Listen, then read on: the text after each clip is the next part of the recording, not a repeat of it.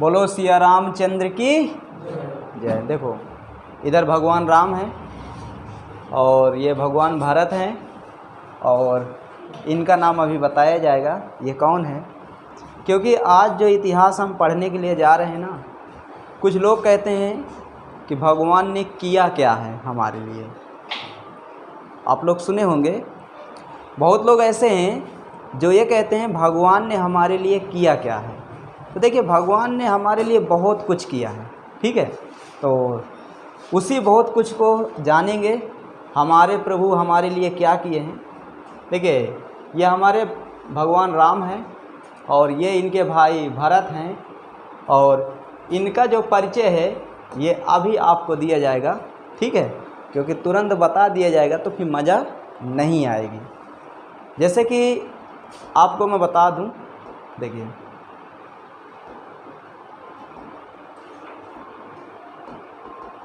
नहीं आ रहा, ये आ गया।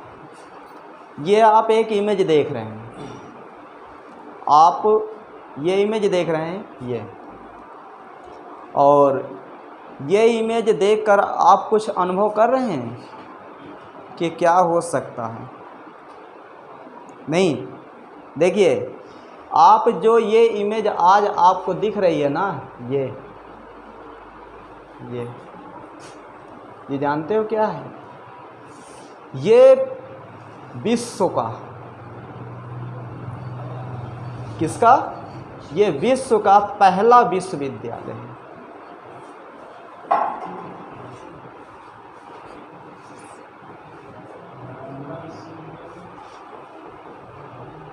बात समझ में आ गई? ये विश्व का पहला विश्वविद्यालय है और इसका नाम है तक्षशिला। क्या नाम है? तक्षशिला।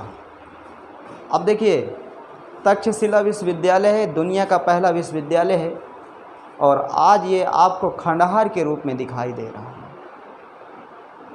आज ये विश्वविद्यालय आपको खंडहर के रूप में दिखाई दे रहा है कि नहीं देख रहा? तुम्हारे आंखों के सामने ये इमेज है, देख लीजिए, ऐसा दिख रहा है। ऐसी इसकी हालत क्यों है? क्योंकि दुर्भाग्यवश ये विश्वविद्यालय पाकिस्तान में चला गया है। यही अगर विश्वविद्यालय भारत में होता तो आज इसकी छवि कुछ अलग होती। सही बता रहा हूँ मैं। अगर यही विश्वविद्यालय आज भारत में होता तो इसकी छवि अलग होती। अब देखिए ये आप जो मैप देख रहे हैं ये हमारे वर्तमान भारत का नहीं है। आप जो ये मैप देख रहे हैं ये वर्तमान भारत का नहीं है। ये मैप हमारा प्राचीन भारत का है। कौन से भारत का मैप है? प्राचीन भारत का मैप है ये। और आप देख लीजिए प्राचीन भारत में यहाँ पर सांची है, यहाँ उज्जैन है, यहाँ पर बोध गया है, यहाँ पर पाटलिपुत्र है और यहाँ पर मथुरा है और यहाँ पर तुम्हारा क्या वो इंद्रप्रस्थ जिसे हम दिल्ली कहते हैं, और ये तुम्हारा क्या है क्या बोलते हैं पंचला है, और ये तुम्हारा तक्षशिला है। कौन सा शिला? तक्षशिला। ये तक्षशिला आज केवल किताबों में रह गया है। आज केवल इसे किताबों में पढ़ाया जाता है कि भारत में कोई एक राज्य था, राजधानी थी, नगर था तक्षशिला नाम का। बात समझ में? लेकिन एक समय था कि जिस तरह आज दुनिया में लंदन, पेरिस, न्यूयॉर्क, बात समझ में आ गई? न्यूयॉर्क, मुंबई, बड़े बड़े शहरों का नाम चल रहा है कि नहीं चल रहा इस समय? एक समय ऐसा था कि तक्षशिला का नाम चलता था दुनिया में। आज अगर किसी से बात करो कि सबसे अच्छी पढ़ाई कहाँ पर होती है तो लोग कैम्ब्रिज का नाम लेते हैं, कोलंबिया का नाम लेते हैं कि नहीं लेते? कि वहाँ से डिग्री लीजिए, वो बहुत अच्छा स्कूल है, बहुत अच्छा कॉलेज है, बहुत अच्छी यूनिवर्सिटी है। लेकिन एक समय हमारे पास ऐसा था कि भारत का नाम लिया जाता था कि भारत में तक्षशिला है, वहाँ से जाइए, वहाँ अपने बच्चों को पढ़ाइए। पूरी दुनिया में कहीं कोई स्कूल नहीं था, पूरी दुनिया में कहीं कोई स्कूल नहीं था, भारत में एक विश्वविद्यालय था। इसीलिए भारत को विश्व गुरु कहा जाता है। ऐसे थोड़ा कहा जाता है इसे, विश्व गुरु। दुनिया को हमने शिक्षा दी है। लेकिन आपको मैं बता दूं, जो दुनिया को देता है ना, वो हमेशा गरीब रहता है। जैसे कि आप देखे होंगे, आपके जो माता पिता हैं, अपना कभी वो किसी चाट के, चाउमीन के या कोई होटल में वो खाना कभी नहीं खाएंगे, नहीं खाएंगे ना। अब बल्कि आप उनसे पैसा लेके अच्छी जगह खाना खा लेते हैं, अच्छी जगह रेहड़ी में खा लेते हैं।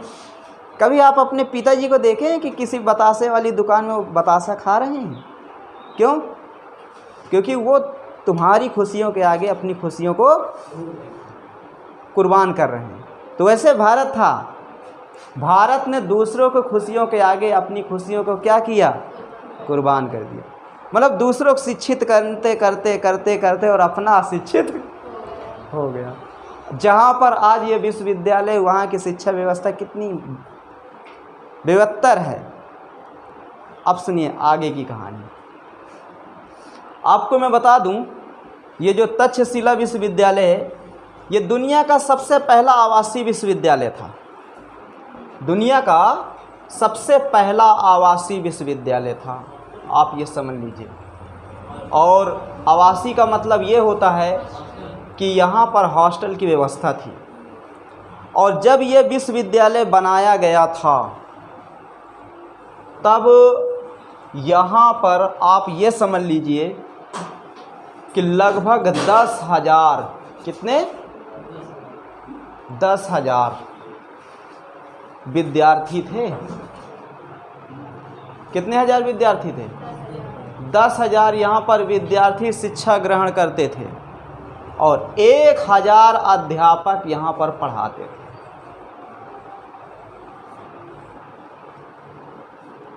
गौर करने वाली बात ही, सोचने वाली बात ही।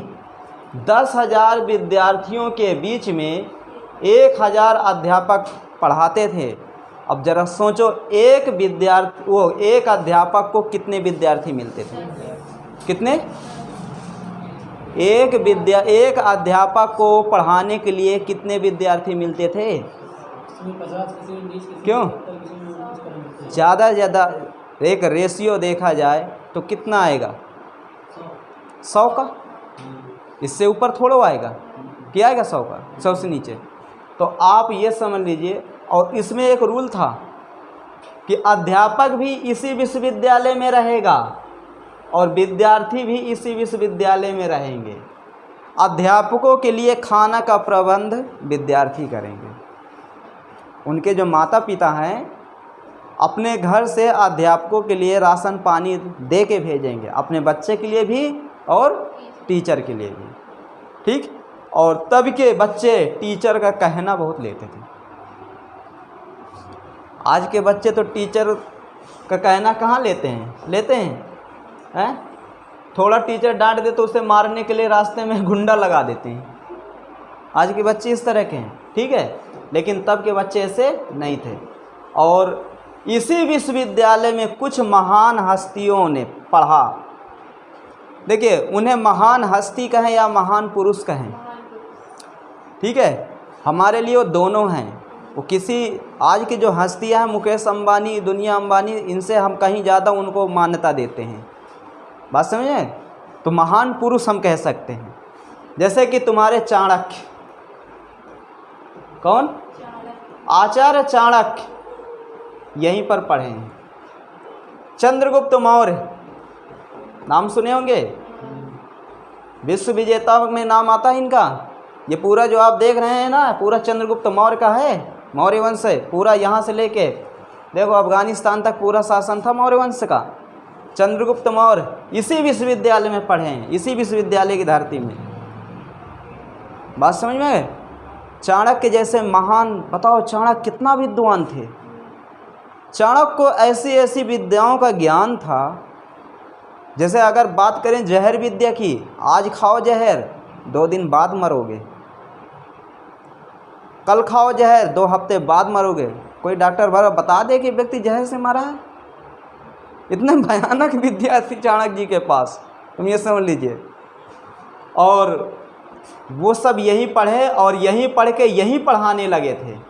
चाणक्य जो थे यहीं पढ़े और यहीं पढ़ के यहीं पढ़ाने लगे थे। अब देखिए यहाँ पर एक और बहुत अच्छे गुरु पढ़े थे, उनका जानते हो क्या नाम था? जीवक। कौन थे? जीवक। जितनी तारीफ की जाए उतनी कम है। जीवक की जितनी तारीफ की जाए उतनी कम है। आयुर्वेद से पढ़े थे यहाँ पर। आयुर्वेद का इतना अच्छा ज्ञान था जीवक जी को जिसका कोई जवाब नहीं, आप ये समझिए। बहुत भयानक ज्ञान था जीवक को आयुर्वेद का। जब आपको पढ़ाया जाएगा हर्यंक वंश तब जीवक उसमें आएंगे तब बताएंगे, ठीक है। अब देखिए आगे, ये जो विश्वविद्यालय है, ये विश्वविद्यालय बनाया जानते हो कब गया था? 1000 ईसा पूर्व में। कब बनाया गया था ये विश्वविद्यालय? 1000 ईसा पूर्व में तक्षशिला विश्वविद्यालय बनाया गया था। और ये विश्वविद्यालय बनाया किसने था? और ये विश्वविद्यालय बनाया किसने था?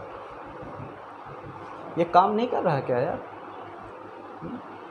कर रहा। देखिए इसमें क्वेश्चन मार्क लगाया गया है ना। तो देखिए हमारे प्रभु श्री राम, ये राम है, हमारे प्रभु श्री राम, इनके छोटे भाई भरत और भारत के पुत्र तक्ष। ये जो इमेज आप देख रहे हैं, तस्वीर देख रहे हैं, ये तक भगवान तक्ष की है। किसकी है? भगवान तक्ष की है। और इन्होंने ये काम किया। अब इनकी तारीफ जितनी की जाए क्या है? काम है। दुनिया को पहली यूनिवर्सिटी देने वाले यही थे। बात समझ में आ रही है? कौन थे? भगवान राम के भाई भरत और भारत के पुत्र तक्ष ने तक्षशिला विश्वविद्यालय बनाए थे। बात समझ में आ गई? किसने बनाया था? भगवान राम के भाई भरत और भारत के पुत्र तक्ष। ये जो आप तस्वीर देख रहे हैं यही है भगवान तक्ष। इन्होंने तक्षशिला विश्वविद्यालय को बनाए थे। अब बताइए कितना महान है काम किया। बताया जाता है कि अगर कोई व्यक्ति एक विद्यालय खोलता तो समझ लो कि 100 जेल बंद हो गई। अगर कोई व्यक्ति एक विद्यालय खोलता है तो वो समझ लो 100 जेलों को बंद कर दिया। क्योंकि हमारी गवर्नमेंट जेल नहीं खोलना चाहती, विद्यालय खोलना चाहती है। क्योंकि जब विद्यालय में बच्चा अच्छी शिक्षा पाएगा तो जेल की तरफ जाएगा ही नहीं। बात समझो? क्योंकि जब किसी को अच्छी शिक्षा दी जाएगी तभी वो अच्छा बनेगा, चाहे वो देश हो, चाहे घर हो, चाहे वो व्यक्ति हो। जिस देश की शिक्षा व्यवस्था अच्छी है वो देश अच्छा होगा, और जिस देश की शिक्षा व्यवस्था घटिया है वो देश घटिया होगा। हमारा पड़ोसी मुल्क है, हमारे देश में किसी विद्यार्थी को अभी तक, तुम्हें इंटर पास होके आए हो, इंटर पास होकर आप आ गए हो, कभी आपको ये पढ़ाया गया कि पाकिस्तान ने हमारे साथ क्या किया है? बताइए। कक्षा 6 में आपको पढ़ाया गया क्या कि पाकिस्तान ने हमारे ऊपर आक्रमण किया? कक्षा 7 में क्या पढ़ाया गया क्या हिस्ट्री में? क्या कक्षा 9 में पढ़ाया गया? कक्षा 10 में पढ़ाया गया? कक्षा 11 12 नहीं पढ़ाया गया ना। यहाँ तक कि BA BSc में नहीं पढ़ाया जाता कि पाकिस्तान ने हमारे साथ क्या किया। हाँ, थोड़ा पढ़ा दिया जाता है जब इंटरनेशनल रिलेशन की जब कभी बात आती है या भारत के पड़ोसी देशों की कभी बात आती है तो थोड़ा पढ़ा दिया जाता है। बाकी किसी को पढ़ाया जाता है क्या? नहीं पढ़ाया जाता ना। हमारे यहाँ उसी को पढ़ाया जाता है जो हकीकत में हकीकत है।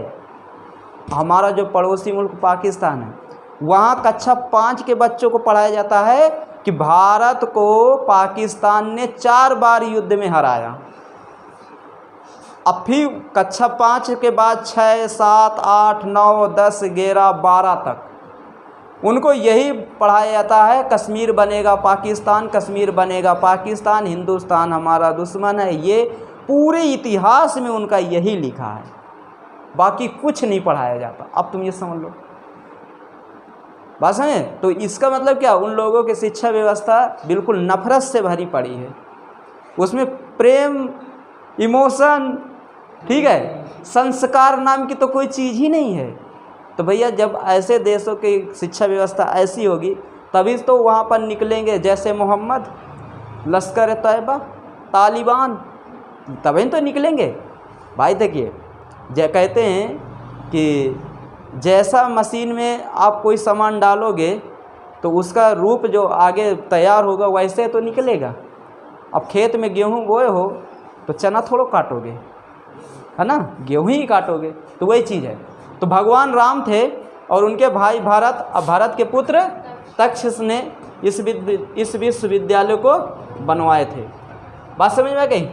अब देखिए ये जो तक्षशिला विश्वविद्यालय है ना, यहाँ पर कई भाषाओं की शिक्षा दी जाती थी। यहाँ पर कई भाषाओं की शिक्षा दी जाती थी। भाषाओं का मतलब आपको उस समय देखिए, उस समय अरबी चलती थी, उस समय तुम्हारी क्या बोलते हैं यूनानियों की तरफ से अंग्रेज़ी आ जाती, यूरोप की तरफ से, वहाँ के बच्चों को वैसे पढ़ाया जाता था, ठीक है। और उसके बाद जो भारत में तुम हमारी जो भाषा थी संस्कृत थी, उसमें भी शिक्षा दी जाती थी, ठीक है। तो देखा जाए कई भाषाओं में यहाँ पर अध्यापक पढ़ाते थे। और अगर हम बात करें विषय की तो यहाँ पर विषय भी काफ़ी थे। तुम्हारी संस्कृत थी, आपका क्या कहते हैं आयुर्वेद था, और आपका क्या कहते हैं मनोविज्ञान था, अर्थशास्त्र थे, भूगोल था, ठीक है। और साइंस नहीं थी, साइंस नहीं थी तब। अच्छा, तब साइंस अगर होती ना तो कुछ भारत अलग होता, लेकिन साइंस थी, लेकिन उस साइंस को हमारे जो लोग थे वो समझ नहीं पा रहे थे। और आज उसी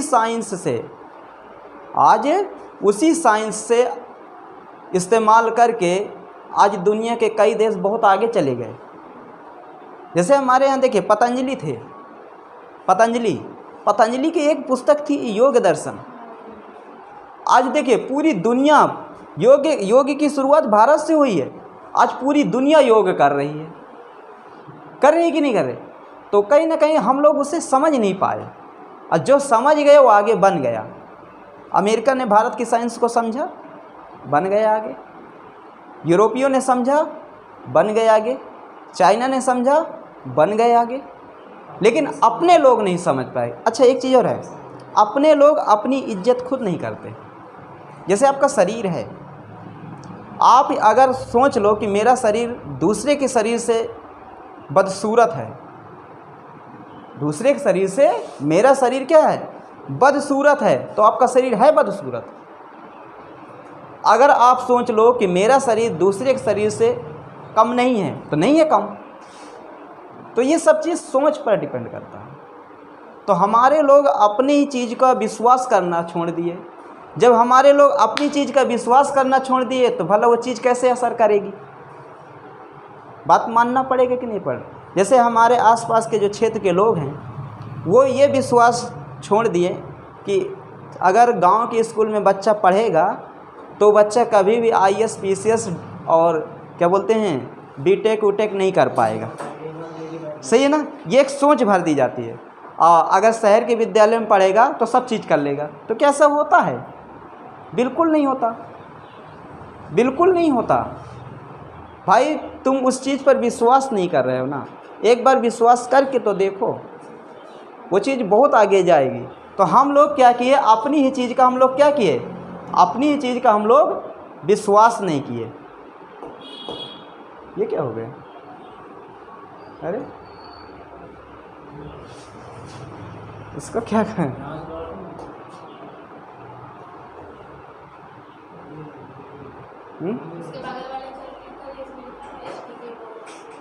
ये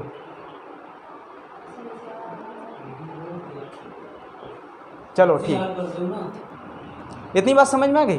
तो हम लोग अपनी ही चीज़ का क्या नहीं कर रहे हैं, विश्वास। और जब हम अपनी चीज़ का विश्वास नहीं करेंगे तो बताओ दुनिया कैसे हमारा विश्वास करेगी?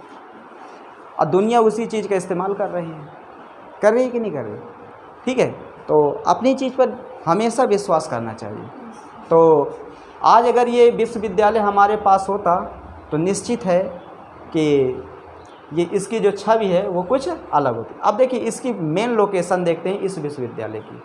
देखिए इसकी जो मेन लोकेशन है वो ये है, ये हमारा पड़ोसी मुल्क है पाकिस्तान, और इसी को कहा जाता है हमसाया मुल्क।